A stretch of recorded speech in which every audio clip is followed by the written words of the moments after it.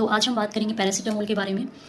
मैं श्योर हूँ कि बहुत सारे पेरेंट्स ने इसके बारे में सुना होगा कि पैरासीटामोल बुखार के लिए यूज होता है। तो इससे रिलेटेड कुछ गलतियाँ पेरेंट्स करते हैं जो मैंने नोटिस किया है, तो आज हम उसी के बारे में डिस्कस करेंगे।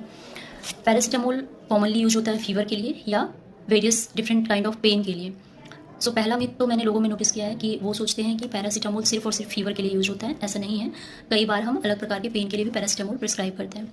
दूसरी चीज़ जो कॉमनली पेरेंट्स मिस्टेक करते हैं और जिसकी वजह से बहुत हार्मफुल इफेक्ट्स भी नोटिस करा गया है कि अगर डॉक्टर्स प्रिस्क्राइब करते हैं ड्रॉप के फॉर्मुलेशन में, तो कई बार पेरेंट्स उसको सिरप दे देते हैं, कई बार सिरप के फॉर्म में प्रिस्क्राइब करा होता है तो वो ड्रॉप दे देते हैं, ये सोचकर कि दोनों तो सेम दवाई, दोनों में तो सेम दवाई होती है, पैरासीटामोल ही होता है, तो डिफरेंस क्या है। सो ये जानना बहुत ज़रूरी है, स्पेशली बच्चों के केस में जिनमें कि डोज का एक्यूरेट होना बहुत इंपॉर्टेंट है। सो ऑल्दो दोनों में सेम मेडिसिन होता है, दैट इज़ ट्रू कि पैरासीटामोल ही होता है सिरप में भी एंड ड्रॉप में भी, लेकिन स्ट्रेंथ डिफरेंट होता है, डिफरेंट फॉर्मुलेशन में डिफरेंट स्ट्रेंथ होता है और उसी के आधार पर हम ml में डोज कैलकुलेट करके प्रिस्क्राइब करते हैं।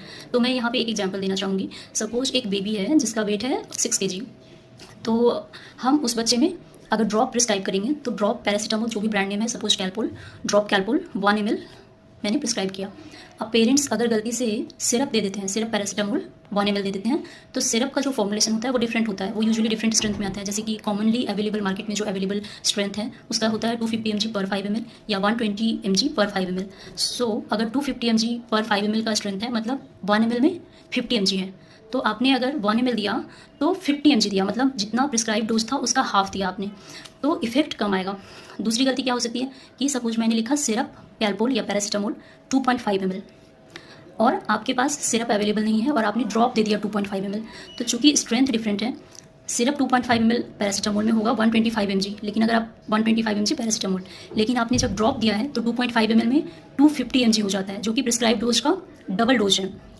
सो अगर उसको आप 4 बार देते हो तो 8 गुना ज़्यादा डोज दे रहे हो आप। सो ये गलती पेरेंट्स को कभी नहीं करना चाहिए। हमेशा उनके पीडियाट्रिशियन, अगर ड्रॉप लिखा है तो ड्रॉप के फॉर्मुलेशन में देना होगा, अगर सिरप लिखा है तो सिरप के फॉर्मुलेशन में, एंड जो स्ट्रेंथ में दिया गया है, प्रिस्क्राइब करा गया है, उसी स्ट्रेंथ में देना होगा।